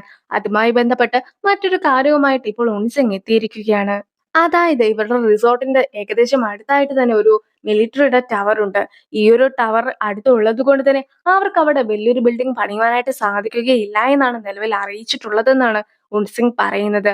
പക്ഷെ സൂചോളും നേരത്തെ അവരെ കോണ്ടാക്ട് ചെയ്ത സമയത്ത് അവരും ടവർക്ക് മാറ്റിക്കോളാം എന്ന് പറഞ്ഞതാണല്ലോ. പക്ഷെ ഇപ്പോൾ എന്തുകൊണ്ടാണ് അവരിങ്ങനെയൊക്കെ സംസാരിക്കുന്നതെന്ന് പറഞ്ഞ് ആകെ വിഷമിച്ചിരിക്കുകയാണ്. മുത്തശ്ശൻ സൂചോളിനെ കോൾ ചെയ്യുമ്പോഴത്തേക്കും ആകെ പേടിച്ചിട്ടുണ്ടായിരുന്ന അവനും എങ്ങനെയൊക്കെയോ ആ ഒരു കോളൊക്കെ കട്ട് ചെയ്യുകയാണ്. ഇനി മുത്തശ്ശന്റെ കയ്യിൽ നിന്ന് രക്ഷപ്പെടാമല്ലോ എന്നൊക്കെ അവൻ വിചാരിക്കുമ്പോഴത്തേക്കുമാണ് സെക്രട്ടറിനെ കൂടി മുത്തശ്ശൻ വിളിക്കുന്നത്. പക്ഷെ സെക്രട്ടറിയും പെട്ടെന്ന് തന്നെ കോളൊക്കെ എടുത്തിട്ട് മുത്തശ്ശനുമായിട്ട് സംസാരിക്കുന്നു. പിന്നീട് എത്രയും വേഗം മുത്തശ്ശനെ ചെന്ന് കാണുവാനായിട്ടൊക്കെ മുത്തശ്ശൻ ആവശ്യപ്പെട്ടിട്ടുണ്ടെന്ന് സൂചോളിനോട് പറയുകയാണ്. സൂചോളാകട്ടെ ഇന്നേ വരെ മുത്തശ്ശന്റെ കോളൊന്നും കട്ട് ചെയ്തിട്ടില്ല. ആദ്യമായിട്ടാണ് ഇത്രയും വലിയ പ്രശ്നമൊക്കെ വന്നിട്ട് മുത്തശ്ശന്റെ കോൾ കട്ട് ചെയ്തിട്ടുണ്ടായിരുന്നത്. അതും മുത്തശ്ശന്റെ അടുത്ത് നിന്ന് രക്ഷപ്പെടുവാനായിട്ടാണ്. പക്ഷെ സെക്രട്ടറിക്ക് അതൊന്നും മനസ്സിലാക്കി പെരുമാറുവാൻ അറിയുകയില്ലല്ലോ എന്നൊക്കെ അവനും ഓർക്കുന്നു. ഇനിയിപ്പോൾ തന്നെ രക്ഷിക്കാനായിട്ട് ഒരേ ഒരാൾക്കേ സാധിക്കുകയുള്ളൂ എന്നൊക്കെ മനസ്സിലാക്കുന്ന സൂചോളും ഹ്യുനുവിനെ കാണുവാനായിട്ട് എത്തിയിരിക്കുകയാണ്. കാര്യങ്ങളൊക്കെ അറിഞ്ഞ് കഴിയുമ്പോഴത്തേക്കും ഇതുകൊണ്ടാണ് എല്ലാ സർട്ടിഫിക്കറ്റും കിട്ടിയതിനു ശേഷം മാത്രം പണിയൊക്കെ തുടങ്ങിയാൽ മതി എന്ന് ഞാൻ പറഞ്ഞിട്ടുണ്ടായിരുന്നത്. ഇപ്പോൾ ഇത്രയും വലിയൊരു അബദ്ധത്തിലൊക്കെ നീ ചെന്ന് ചാടിയില്ലേ എന്നൊക്കെ ഹ്യുനുവും ചോദിക്കുകയാണ്. എന്ത് ചെയ്യാനാ, ഉൻസിങ് കുറെ ഓഫറൊക്കെ നൽകിയപ്പോഴത്തേക്കും ഞാൻ അതിലൊക്കെ വീണുപോയി. ഇനി നമ്മൾ എന്ത് ചെയ്യുമെന്ന് ചോദിച്ച് സുജോൾ നിൽക്കുമ്പോഴത്തേക്കും ഒരു കാര്യം ചെയ്യാം, നീ മുൻസിങ്ങും കൂടി പോയി അവിടെ ചെന്ന് സംസാരിച്ചു നോക്ക്. എന്തെങ്കിലും ഒത്തുതീർപ്പൊക്കെ ആക്കുവാൻ പറ്റുമോ എന്ന് നമുക്ക് അപ്പോൾ നോക്കാമെന്നൊക്കെ ഹിൻവു പറയുമ്പോഴത്തേക്കും മുൻസിങ് ഒരു US പൗരനാണ്. അങ്ങനെ ഇരിക്കെ അവനെങ്ങോട്ട് പോയാൽ ഒരു കാര്യവും നടക്കുകയില്ല. അതിന് പകരമായിട്ട് നീ വരാവോ? നീ കുറെ കാലം മിലിറ്ററിയിലൊക്കെ ഉണ്ടായിരുന്നതല്ലേ, നീ സംസാരിച്ചാൽ അവർ ഉറപ്പായിട്ടും കേൾക്കുമെന്നൊക്കെ ഹ്യുൻവുവിനോട് സൂചോളും പറയുന്നു. ഹ്യുൻവുവും അവന്റെ ഒപ്പം പോകാമെന്നൊക്കെ സമ്മതിക്കുകയാണ്. ഇത്രയും വലിയ പ്രശ്നങ്ങളൊക്കെ അവിടെ നടക്കുമ്പോഴും അച്ഛൻ പസിൽ ഗെയിം ഒക്കെ കളിച്ചുകൊണ്ടിരിക്കുകയാണ്. അങ്ങനെ ഇരിക്കെ മുത്തശ്ശൻ അമ്മേനെയും അച്ഛനെയും കൂടി വിളിപ്പിക്കുന്നു. വാർത്തകളിലെല്ലാം തന്നെ ഈ ഒരു വാർത്തയായിരുന്നു നിറഞ്ഞു നിന്നിട്ടുമുണ്ടായിരുന്നത്. അതായത് മിലിറ്ററിയുടെ ഒരു ബേസ് ലൈനൊക്കെ ഉള്ളത് കൊണ്ട് തന്നെ പുതിയതായിട്ടുള്ള റിസോർട്ട് പണിയുവാനായിട്ട് സാധിക്കുകയില്ല എന്നത്. അതുകൊണ്ട് തന്നെ കൂടുതലായിട്ടുള്ള ആളുകളെല്ലാം തന്നെ അടച്ച തുക പിൻവലിക്കുവാൻ സാധ്യതയുണ്ട് എന്നും അവർക്ക് നഷ്ടം വരുന്നതായിരിക്കുമെന്ന രീതിയിലും വാർത്തകൾ പരക്കുന്നു. ഞാനും ഇതിനൊരു പരിഹാരവുമായിട്ടാണ് ഇപ്പോൾ എത്തിയിരിക്കുന്നതെന്നൊക്കെ പറഞ്ഞുകൊണ്ട് സൂചോളും പേരൻസിനെ കാണുവാനായിട്ട് എത്തിയിരിക്കുന്നു. മിലിറ്ററിയുടെ ആ ഒരു ബേസ് ലൈൻ ആകട്ടെ വളരെയധികം പഴക്കം ചെന്നതാണ്. മാത്രമല്ല ഇവരുടെ ബിൽഡിങ്ങിന്റെ പകുതിയോളം വലിപ്പവും ഉള്ളതാണ്. അതുകൊണ്ടാണ് ഇവർക്ക് ബിൽഡിംഗ് ഉയരത്തിൽ പണിയുവാനായിട്ട് സാധിക്കാത്തത്. എന്തായാലും ഈ ഒരു ബേസ് ലൈനൊക്കെ പഴകിയതായതുകൊണ്ട് തന്നെ പുതിയതായിട്ട് ഒരു ബേസ് ലൈൻ നിർമ്മിക്കുവാൻ മിലിറ്ററി മുൻകൂട്ടി തന്നെ തീരുമാനിച്ചു കഴിഞ്ഞതാണ്. അതുകൊണ്ട് തന്നെ ആ ഒരു ബേസ് ലൈനൊക്കെ പണിയുന്ന കൂട്ടത്തില് അതിന്റെ ഉയരം കുറച്ചുകൂടി കൂട്ടുവാൻ സാധിക്കുമല്ലോ എന്നാണ് ഹ്യുനോ പറയുന്നത്. അങ്ങനെ അതിന്റെ ഉയരമൊക്കെ കൂട്ടുകയാണെങ്കിൽ റിസോർട്ടിന് ഒരു കുഴപ്പവും ഉണ്ടാക്കുകയില്ല എന്നും അത് നന്നായി തന്നെ പണിയുവാനായിട്ട് സാധിക്കുമെന്നും പറഞ്ഞു കഴിയുമ്പോഴത്തേക്കും മിലിറ്ററിക്കാരും അതിനോട് യോജിക്കുന്നു. അങ്ങനെ ആ ഒരു പ്രശ്നവും ഇപ്പോൾ അവൻ പരിഹരിച്ചിരിക്കുകയാണ്. ഞാനാണ് ഇതിന്റെ ഐഡിയ എല്ലാം തന്നെ ഹിനുവിന് പറഞ്ഞു കൊടുത്തിട്ടുണ്ടായിരുന്നെന്നൊക്കെ സൂചനകൾ പറയുന്നുണ്ടെങ്കിലും ഇതെല്ലാം തന്നെ ഹിനുവിന്റെ ഐഡിയ ആണെന്നുള്ള കാര്യം മുത്തശ്ശനും അച്ഛനും മനസ്സിലാക്കിയിരിക്കുന്നു. അവരും അവൻ എത്ര ബുദ്ധിമാനാണെന്നൊക്കെ പറയുന്നുമുണ്ട്. ഇൻവെസ്റ്റേഴ്സുമായിട്ട് സൂചൽ മീറ്റിംഗ് ഒക്കെ വെച്ചിട്ട് മിലിറ്ററിയുടെ പ്രശ്നം എല്ലാം തന്നെ പരിഹരിച്ചു എന്ന് പറയുകയാണ്. പക്ഷെ അപ്പോഴായിരുന്നു മുത്തശ്ശനെതിരായിട്ട് കേസൊക്കെ ഉള്ളതിനെ കുറിച്ച് കൂടി ഇൻവെസ്റ്റേഴ്സ് സംസാരിക്കുന്നത്. ആ ഒരു കാരണം കൊണ്ട് തന്നെ അവർക്കും തുകയെല്ലാം തന്നെ തിരികെ വേണമെന്ന് ആവശ്യപ്പെടുന്നു. റിസോർട്ട് പണിയുവാനായിട്ട് സാധിക്കുകയില്ല എന്നും പറയുകയാണ്. അതൊക്കെ കേൾക്കുമ്പോൾ സൂചോളിന് ആകെ വിഷമമാകുന്നു. എല്ലാം ഹ്യുനുവോ കാരണം സംഭവിച്ചതാണ്. ഹ്യുനുവും ആ ഒരു രേഖകൾ ഒന്നും തന്നെ ചോർത്തി കൊടുക്കാതിരിക്കുകയായിരുന്നെങ്കിൽ ഇപ്പോൾ ഇങ്ങനൊരു പ്രശ്നം തനിക്ക് വരികയില്ലായിരുന്നു എന്നൊക്കെ ഓൺസിംഗിന്റെ അടുത്തും സൂചോൾ പറയുന്നു. ഓൺസിംഗും ഇപ്പോൾ എല്ലാവരുമായിട്ടൊരു ചർച്ചയൊക്കെ നടത്തുന്നു. അതായത് ഇപ്പോഴാകട്ടെ പല ഇൻവെസ്റ്റേഴ്സ് ആണല്ലോ റിസോർട്ടിൽ ഇൻവെസ്റ്റ് ചെയ്യാമെന്ന് പറഞ്ഞിട്ടുള്ളത്. അങ്ങനെയിരിക്കെ പലർക്കും അതിൽ വലിയ താല്പര്യവുമില്ല. അവരെ എല്ലാവരെയും മാറ്റി നിർത്തി പകരമായിട്ട് ഒരേ ഒരു ഇൻവെസ്റ്ററിനെ മാത്രം കൊണ്ടുവന്നുകൊണ്ട് റിസോർട്ടിന് മുഴുവൻ പണിയും തീർക്കാമെന്നൊക്കെയാണ് ഓൺസിംഗ് പറയുന്നത്. ആരാണ് ഇൻവെസ്റ്റർ എന്നൊന്നും അറിയിക്കുകയില്ലെങ്കിൽ പോലും അവർക്ക് ഓൺസിംഗിന് വിശ്വാസം ആയതുകൊണ്ട് തന്നെ അതിനോട് യോജിക്കുന്നു. മുത്തശ്ശൻ അതിൽ സൈൻ ചെയ്യുവാനായിട്ട് തുടങ്ങുമ്പോഴത്തേക്കും അവിടേക്ക് എത്തുന്ന ഹിൻവുവും ഇപ്പോൾ നിങ്ങൾ ഇതിലൊക്കെ സൈൻ ചെയ്യുകയാണ് എങ്കിൽ ഓണർക്ക് ഏതെങ്കിലും രീതിയിലുള്ള പോലീസ് അന്വേഷണമൊക്കെ നേരിടേണ്ടതായിട്ട് വരികയാണെങ്കിൽ ഇതിലുള്ള ഒരുപാട് ഷെയർസ് ഒക്കെ നേരിട്ട് ഉൺസിങ്ങിന് പോകുന്നതായിരിക്കുമെന്നൊക്കെ ഹിൻവുവും അറിയിക്കുന്നു. അതുകൊണ്ട് തന്നെ ഹ്യുൻവുവും ഇപ്പോൾ ഇതിൽ സൈൻ ചെയ്യുവാനായിട്ട് പാടില്ല എന്നൊക്കെയാണ് മുത്തശ്ശനോട് പറയുന്നത്. ഇപ്പോൾ തന്നെ നിലവിലൊരു കേസൊക്കെ ഉള്ളതാണ്. ഏത് നിമിഷം വേണമെങ്കിലും മുത്തശ്ശന്റെ പേരിൽ ആ ഒരു കേസ് എത്തപ്പെടുവാനും സാധ്യതയുണ്ട്. അതുകൊണ്ട് തന്നെ ഒരിക്കലും ഇതിൽ സൈൻ ചെയ്യുവാനായിട്ട് പാടില്ല എന്നായിരുന്നു ഹിൻവു നിർദ്ദേശിച്ചിട്ടുണ്ടായിരുന്നത്. ഞാൻ നിങ്ങളെ വിശ്വസിച്ചാണ് ഇത്രയും വലിയൊരു തുകയൊക്കെ ഇൻവെസ്റ്റ് ചെയ്യുന്നത്. ആ നിങ്ങൾക്ക് എന്നെ വിശ്വാസമില്ലെങ്കിൽ ഞാൻ ഒരിക്കലും ഈ ഒരു റിസോർട്ടിന്റെ പ്രൊജക്ടുമായിട്ട് മുന്നോട്ട് പോകുകയില്ല എന്ന് ഉൺസിംഗ് പറയുന്നു. അങ്ങനെ എന്ത് ചെയ്യണമെന്നറിയാതെ മുത്തശ്ശൻ ഇരിക്കുമ്പോഴത്തേക്കും സോൽഹി പറഞ്ഞ മറ്റൊരു കാര്യമൊക്കെ മുത്തശ്ശനും ഓർക്കുകയാണ്. നിനക്ക് പെട്ടെന്ന് ഒരാൾ ഒരുപാട് പണമൊക്കെ നൽകാമെന്ന് പറയുകയാണെങ്കിൽ അയാളുടെ കൂടെയാണ് നീ കൂടേണ്ടത്. അയാൾ നിന്നെ വിശ്വസിച്ചാണ് ആ ഒരു പണമൊക്കെ നൽകുക. ആ ഒരു വിശ്വാസം നീ വേണം കാത്തു സൂക്ഷിക്കുവാൻ. അതേസമയം മറ്റൊരാൾ നിന്നെ ചതിച്ച ഒരാളാണെങ്കിൽ അയാൾ പറയുന്ന കാര്യങ്ങൾ ഒന്നും തന്നെ നീ ഒരിക്കലും കേൾക്കരുത്. ഒരിക്കൽ നിന്നെ ചതിച്ച ആൾക്ക് ഒരിക്കൽ കൂടി നിന്നെ ചതിക്കുവാനായിട്ട് ഒട്ടും തന്നെ പ്രയാസം ഉണ്ടാക്കുകയില്ല എന്നായിരുന്നു സൊലി പറഞ്ഞിട്ടുമുണ്ടായിരുന്നത്. അത് ഇൻഡയറക്റ്റ് ആയിട്ടാണെങ്കിലും ഉൺസിങ്ങിനും ഹ്യുനുവിനെയും ഉദ്ദേശിച്ചുകൊണ്ടായിരുന്നു. മുത്തശ്ശൻ ഇപ്പോൾ തീരുമാനമൊക്കെ എടുത്തു കഴിഞ്ഞിരിക്കുന്നു. ഞാൻ ഏതൊരാൾക്കും 3 ചാൻസ് ആണ് നൽകുക. നിനക്ക് 3 ചാൻസ് ഞാൻ നൽകി. ആദ്യത്തെ ചാൻസിലാകട്ടെ നീ ഹെയ്നെ ചതിച്ചിട്ടുണ്ടായിരുന്നു. രണ്ടാമത്തെ ചാൻസിലാകട്ടെ എന്റെ മുറിയിൽ നീ റെക്കോർഡറൊക്കെ വെച്ചിട്ട് രഹസ്യങ്ങൾ ചോർത്തിയെടുത്തു. മൂന്നാമത്തെ ചാൻസിലാകട്ടെ ഈ റിസോർട്ടിന്റെ പണിയൊക്കെ മുടക്കുവാനായിട്ട് നീ ഒരുപാട് ശ്രമിച്ചിട്ടുണ്ടായിരുന്നു. ഇപ്പോളാകട്ടെ നീ നിന്റെ 3 അവസരങ്ങളും നഷ്ടപ്പെടുത്തി കഴിഞ്ഞിരിക്കുന്നു. അതുകൊണ്ട് തന്നെ ഇനി ഒരിക്കലും ഞാൻ നിന്നെ വിശ്വസിക്കുന്നതായിരിക്കുകയില്ല. ഈ ഒരു കമ്പനിയിലും നിനക്ക് ഒരു രീതിയിലുള്ള സ്ഥാനവും ഉണ്ടായിരിക്കുന്നതുമല്ല. ഇത്തവണ ഞാൻ ഉൺസിങ്ങിനെ വിശ്വസിച്ച് ഈ ഒരു പ്രൊജക്ടിലൊക്കെ സൈൻ ചെയ്യുവാനായിട്ട് പോകുകയാണെന്ന് പറഞ്ഞ് മുത്തശ്ശനും അതിൽ സൈൻ ചെയ്യിക്കുകയും അതിനോടൊപ്പം തന്നെ ഹ്യുനുവിനെ പുറത്താക്കുകയും ചെയ്യുകയാണ്. ഹ്യുനുവും ഡോർ തുറക്കുവാനായിട്ട് ഐഡി കാർഡൊക്കെ വെക്കുമ്പോഴത്തേക്കും അവനും ഡോർ വഴി കടന്നു പോകാൻ സാധിക്കുന്നുണ്ടായിരുന്നില്ല. വർക്ക് ചെയ്യുവാനായിട്ട് ലാബിൽ ഇമെയിൽ ഐ ഡിക്ക് അടിച്ചു നോക്കുമ്പോഴത്തേക്കും അവനും അതിലേക്ക് കയറുവാനും കഴിയുന്നുണ്ടായിരുന്നില്ല. അങ്ങനെ ഇരിക്കെ എല്ലാ രീതിയിലും തന്നെ ജോലിയിൽ നിന്ന് പിരിച്ചുവിട്ടു എന്ന കാര്യമൊക്കെ അവനും മനസ്സിലാകുകയാണ്. മാത്രമല്ല അവന് വർക്ക് കഴിഞ്ഞ് വീട്ടിലേക്ക് പോകുവാനായിട്ട് തുടങ്ങുമ്പോഴത്തേക്കും മറ്റു കുറച്ച് സെക്യൂരിറ്റി ടീംസ് വന്നതിന് ശേഷം അവനോട് അവന്റെ സാധനങ്ങളെല്ലാം തന്നെ അവിടെ കൊടുത്തിട്ട് പോകുവാനായിട്ട് പറയുന്നു. വർക്കിംഗ് ടൈം ഒക്കെ കഴിഞ്ഞതല്ലേ, അപ്പോൾ നാളത്തേക്ക് കാര്യങ്ങളൊക്കെ ചെയ്താൽ പോരെ എന്നൊക്കെ ഹ്യുൻവു ചോദിക്കുന്നുണ്ടെങ്കിലും സെക്യൂരിറ്റി ടീം അപ്പോൾ തന്നെ ഈ ഒരു കാര്യങ്ങളൊക്കെ നടപ്പിലാക്കുവാനായിട്ട് ആയിരുന്നു തീരുമാനിച്ചിട്ടുമുണ്ടായിരുന്നത്. അങ്ങനെ ഇരിക്കെ അവിടെ എത്തുന്ന ഹെയ്നും ഇന്ന് വർക്കിംഗ് ടൈം അവസാനിച്ചത് കൊണ്ട് തന്നെ ഹ്യുൻവുനെ വെറുതെ വിടണമെന്നും ഈ ഒരു സ്റ്റോറിന്റെ കാര്യങ്ങളെല്ലാം തന്നെ ഞാനാണ് നോക്കുന്നതെന്നും പറഞ്ഞുകൊണ്ട് സെക്യൂരിറ്റി ടീമിനൊക്കെ പറഞ്ഞയക്കുകയാണ് ഹെയ്നും. നീ എന്തിനാണ് ഇവരെ അപമാനിക്കുന്നതൊക്കെ ഏറ്റുവാങ്ങുന്നത്? നിനക്കും ഇവർ നിന്നെ പിരിച്ചുവിടുന്നതിന് മുമ്പായിട്ട് തന്നെ ജോലിയിൽ നിന്ന് രാജിവെച്ച് പൊയ്ക്കൂടെ എന്നൊക്കെ ഹെയ്നും ഹ്യുനുവിന്റെ അടുത്ത് ചോദിക്കുന്നു. ഞാൻ ഈ കമ്പനിയിലെ വെറുമൊരു എംപ്ലോയി അല്ല, മറിച്ചൊരു ഡയറക്ടറാണ്. അതുകൊണ്ട് തന്നെ വ്യക്തമായിട്ടുള്ള ഒരു കാരണമൊന്നും ഇല്ലാതെ എന്നെ ഒരിക്കലും ചെയർമാന് പിരിച്ചുവിടുവാനായിട്ട് കഴിയിക്കില്ല. ഞാൻ ഇനിയും ഈ ഒരു കമ്പനിയിലൊക്കെ തുടരുന്നതായിരിക്കുമെന്നൊക്കെ ഹ്യുനുവു പറയുമ്പോഴത്തേക്കും നിനക്ക് ഡിവോഴ്സ് ഒക്കെ ചെയ്യുവാനായിട്ട് വലിയ നിർബന്ധമായിരുന്നല്ലോ. പിന്നെ എന്തുകൊണ്ടാണ് ഇപ്പോഴും ഈ ഒരു കമ്പനിയിലൊക്കെ നിൽക്കുന്നതെന്ന് കൂടി ഹെയ്ൻ ചോദിക്കുമ്പോഴത്തേക്കും എനിക്ക് ഇവിടെ നിൽക്കുവാനായിട്ടാണ് താല്പര്യമെന്ന് പറഞ്ഞ് ഹ്യുനുവും പോകുന്നു. ഹ്യുൻവു വഴിയിലേക്ക് ഇറങ്ങി കഴിയുമ്പോഴത്തേക്കും വ്യോംചയും അവിടെ എത്തുന്നു. വ്യോംച ആകട്ടെ, ഇപ്പോൾ എന്റെ കാറിൽ നീ കയറിയില്ല എങ്കിൽ ഈ കാർ നിന്റെ മേത്തോടെ പോകുന്നതായിരിക്കും എന്നൊക്കെ അവനോട് പറഞ്ഞ് അവനെ ഭീഷണിപ്പെടുത്തി കാറിലൊക്കെ കയറ്റിക്കൊണ്ട് പോകുകയാണ്. നീ എന്തുകൊണ്ടാണ് ഹേനെ ഡിവോഴ്സ് ചെയ്തത്? നിനക്ക് മറ്റേതെങ്കിലും സ്ത്രീകളായിട്ട് ബന്ധമുണ്ടോ എന്നൊക്കെ വ്യോമിച്ച് ചോദിക്കുമ്പോഴത്തേക്കും എന്റെ ഉള്ളിൽ ഹെയ്നല്ലാതെ മറ്റൊരു സ്ത്രീയും ഇല്ല എന്നായിരുന്നു ഹ്യുനുവോ മറുപടിയായിട്ട് പറഞ്ഞിട്ടുണ്ടായിരുന്നത്. അങ്ങനെയാണെങ്കിൽ നീ ഒരിക്കലും ഈ ഒരു സിറ്റുവേഷനിൽ ഹേനെ ഉപേക്ഷിച്ച് പോകരുതെന്നൊക്കെ വ്യോമിച്ച് പറയുമ്പോഴത്തേക്കും ഞാനും എപ്പോഴും അവളുടെ ഒപ്പം തന്നെ ഉണ്ടായിരിക്കുമെന്നൊക്കെ ഹ്യുനുവോവും അറിയിക്കുന്നു. എങ്കിൽ പോലും ചെയർമാന്റെ അടുത്ത് നിന്നും രഹസ്യങ്ങളൊക്കെ ചോർത്തിയത് ആരാണെന്ന് അറിയത്തില്ലാത്തത് കൊണ്ട് തന്നെ അത് കണ്ടുപിടിക്കുന്നോടം വരെ എന്റെ കാര്യത്തിലും കുറച്ച് സംശയമാണെന്നൊക്കെ ഹിനുവു പറയുമ്പോഴത്തേക്കും എനിക്കൊരാളെ സംശയമുണ്ടെന്നായിരുന്നു ബ്യൂംചിയും പറയുന്നത്. ആന്റിയുടെ സംശയമല്ലേ, അത് മിക്കവാറും സോൽഹിനെ ആയിരിക്കുമെന്നൊക്കെ പറഞ്ഞുകൊണ്ട് അവൻ ഇരിക്കുമ്പോഴത്തേക്കും ഇത് വെറും ഒരു സംശയമല്ല. സോൽഹിം ഇപ്പോൾ നമ്മുടെ കൂടെ നിൽക്കുന്നത് ഒരു കള്ളപ്പേരിലൊക്കെയാണ്. യഥാർത്ഥത്തിൽ അവൾ 30 വർഷം മുമ്പ് മരിച്ചുപോയെന്നാണ് അവളുടെ ഒറിജിനൽ നെയിമിൽ രേഖപ്പെടുത്തിയിട്ടുള്ളത്. മാത്രമല്ല അവൾക്ക് 34 വയസ്സോളം പ്രായമുള്ള ഒരു മകൻ കൂടിയുണ്ട്. നിനക്കും എന്റെ ഒപ്പം ഈ ഒരു ഇൻവെസ്റ്റിഗേഷനിൽ ഭാഗമാക്കുവാനായിട്ട് താല്പര്യമുണ്ടോ എന്നൊക്കെ ബ്യോംചയും ഹ്യുനുവിനോട് ചോദിക്കുകയാണ്. ബ്യോംചയുടെ കൂടെ ഉണ്ടായിരുന്ന ഡിറ്റക്റ്റീവിനെ ഇപ്പോൾ ബ്യോംച ഹ്യുനുവിന് പരിചയപ്പെടുത്തി കൊടുക്കുന്നു. സോൾഹി ജയിലുണ്ടായിരുന്ന സമയത്ത് അവിടുത്തെ ഒരു വാർഡനെയൊക്കെ പോയിട്ട് ഈ ഡിറ്റക്റ്റീവ് കണ്ടിട്ടുണ്ടായിരുന്നു. അങ്ങനെ ഇരിക്കെ സോൾഹി തന്റെ മകനെ അവിടെ ഉണ്ടായിരുന്ന എവർഗ്രീൻ ഓർഫനേജിലൊക്കെയാണ് കൊണ്ടുപോയി ആക്കിയിട്ടുള്ളതെന്ന വിവരം അറിഞ്ഞിരിക്കുകയാണ്. ഇതേ ഓർഫനേജ് ഉള്ള സ്ഥലത്തായിരുന്നു അവരും അവരുടെ ഹണ്ടിങ് ഒക്കെ നടത്തുന്ന ആ ഒരു ഗസ്റ്റ് ഹൗസ് എല്ലാം തന്നെ പണിതിട്ടുമുണ്ടായിരുന്നത്. അങ്ങനെ ഇരിക്കെ ആ ഒരു ഓർഫനേജ് ഗസ്റ്റ് ഹൗസിന്റെ അടുത്തല്ലായിരുന്നു എന്നൊക്കെ ഹ്യുൻവ ചോദിക്കുമ്പോഴത്തേക്കും ഈ ഓർഫനേജിലേക്ക് ആയിരുന്നു മുത്തശ്ശനും സൊൽഹിയും കൂടി ചേർന്നിട്ട് പതിറ്റാണ്ടുകളായിട്ട് പണമൊക്കെ അയച്ചുകൊണ്ടിരുന്നതും. എന്തായാലും ഇപ്പോൾ അതിനെക്കുറിച്ച് കൂടുതലായിട്ടൊക്കെ അന്വേഷിക്കുവാനായിട്ട് അവർ 3 പേരും കൂടി ഇറങ്ങി തിരിച്ചിരിക്കുകയാണ്. നേരത്തെ ഗസ്റ്റ് ഹൗസിലെ ജോലിക്കാരുണ്ടല്ലോ, അവരെ പോയി ഹ്യുൻവുവും ടീമും കാണുന്നു.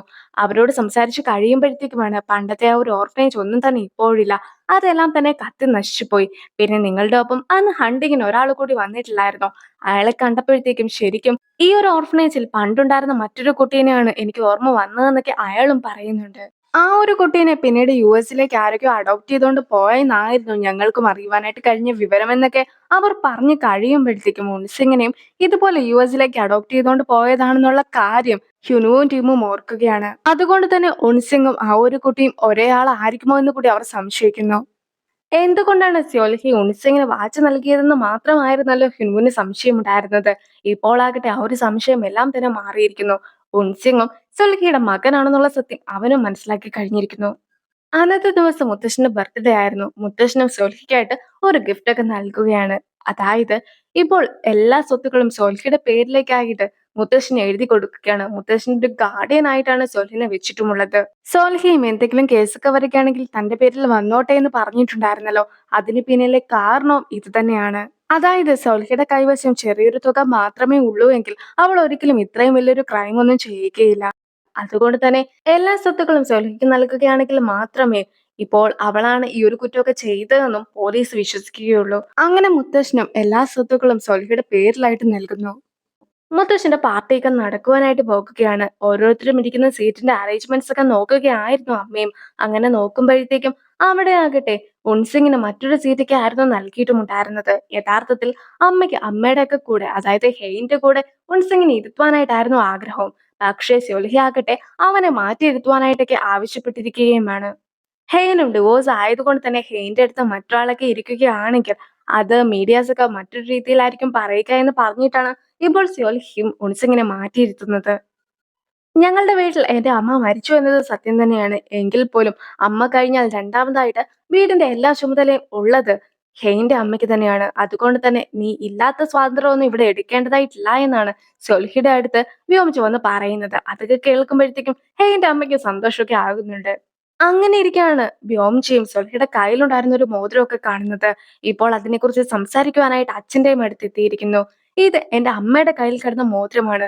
അമ്മ മരിച്ചതിന് ശേഷം ഈ മോതിരം എന്റെ സ്വന്തമാണ് ആകേണ്ടത്, അല്ലാതെ ഇവളുടെ സ്വന്തമല്ല. അച്ഛൻ ഒരുപാട് വർക്ക് ചെയ്യുന്ന ആളാണെന്നൊക്കെ എനിക്കറിയാം. പക്ഷെ അച്ഛനും ആളുകളുടെ സ്വഭാവം തിരിച്ചറിയുവാൻ സാധിക്കാതായി പോയല്ലോ എന്നൊക്കെ പറഞ്ഞുകൊണ്ട് വ്യോംചയും മുത്തശ്ശനോട് സംസാരിക്കുന്നു.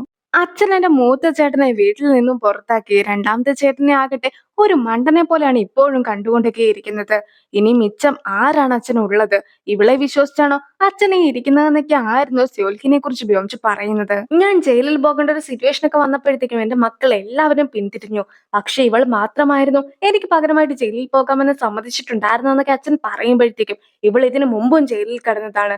അവിടെ വെച്ച് ഇവൾക്കൊരു കുട്ടി പോലും ഉണ്ടായതാണ്. അങ്ങനെയുള്ള അവൾക്ക് ജയിലിൽ പോകുവാൻ വലിയ പേടിയൊന്നും കാണുകയില്ല എന്ന് ബ്യോംച് പറയുമ്പോഴത്തേക്കും സെൽഹിയും കള്ളക്കരച്ചിലൊക്കെ കരഞ്ഞിട്ട് ഈ ഒരു മോതിരമൊന്നും ഇനി ഞാൻ സ്വീകരിക്കുന്നതായിരിക്കുകയില്ല എന്ന് പറഞ്ഞ് മോതിരവും ഊരി വെക്കുന്നു. ബ്യോംച് ആ ഒരു മോതിരമൊക്കെ എടുത്തു നിൽക്കുമ്പോഴത്തേക്കും സോൽഹയുടെ കരച്ചില കാണുന്ന മുത്തശ്ശനും ശരിക്കും നിന്നെ ജയിലിലേക്ക് ആയിരുന്നില്ല, മറിച്ച് മെന്റൽ ഹോസ്പിറ്റലിലേക്കായിരുന്നു അയക്കേണ്ടിയിരുന്നതെന്നൊക്കെ പറഞ്ഞുകൊണ്ട് വ്യോംചയുടെ അടുത്ത് സംസാരിക്കുമ്പോഴത്തേക്കും വ്യോംചയ്ക്കും ആകെ ദേഷ്യം വരുന്നു.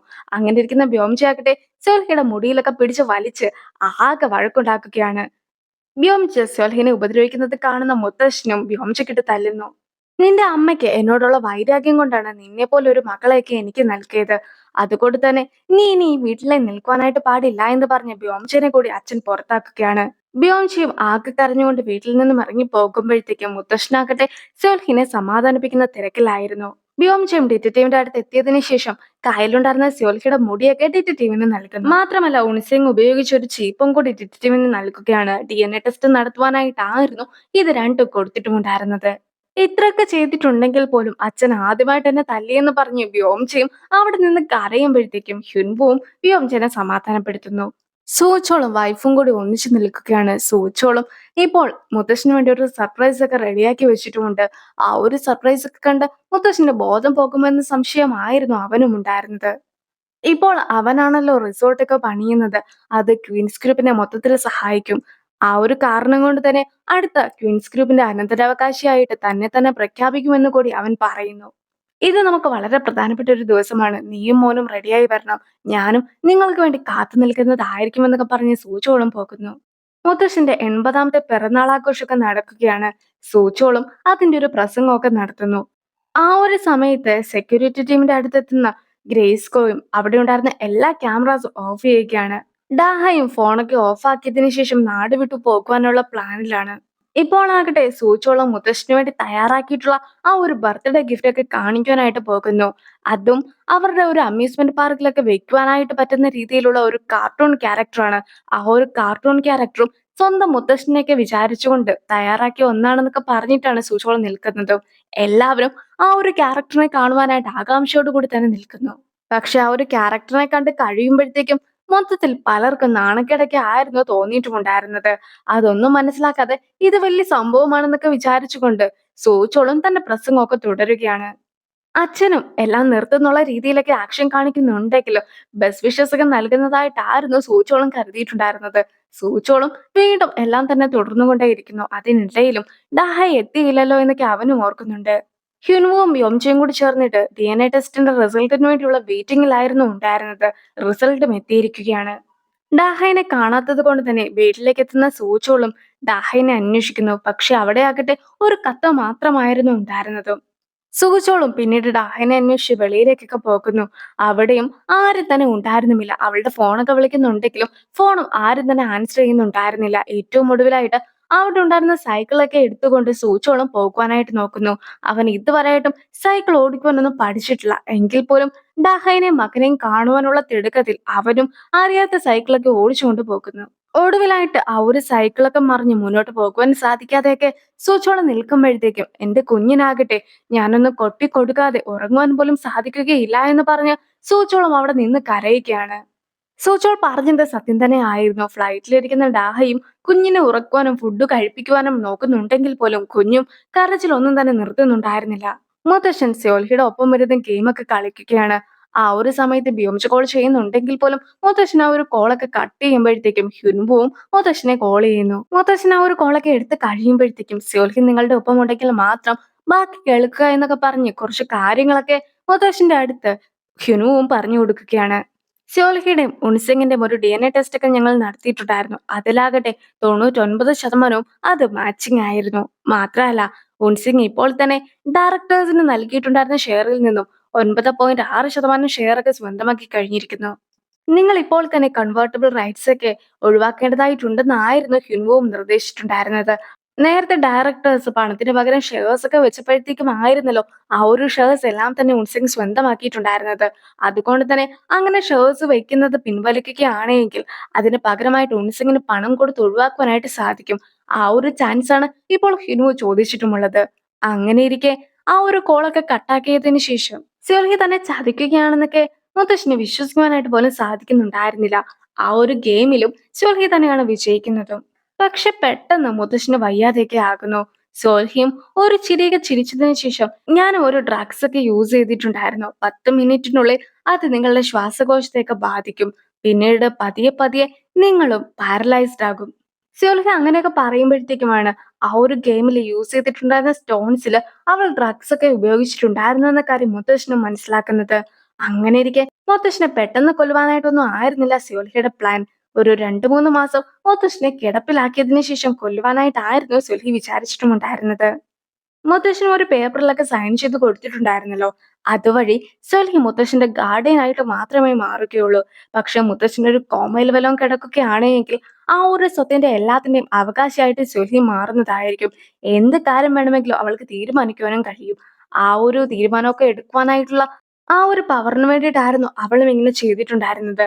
മുത്തശ്ശന്റെ ബോധം പോകുന്നതിന് മുമ്പായിട്ട് തന്നെ ഹ്യുൻവുവും വ്യോംജിയും പറഞ്ഞത് സത്യം തന്നെ ആയിരുന്നു. അവരെ വിശ്വസിക്കുന്നതിന് പകരമായിട്ട് എന്തുകൊണ്ടാണ് നിങ്ങൾ എന്നെ വിശ്വസിച്ചിട്ടുണ്ടായിരുന്നതെന്ന് കൂടി സുൽഹി ചോദിക്കുന്നു.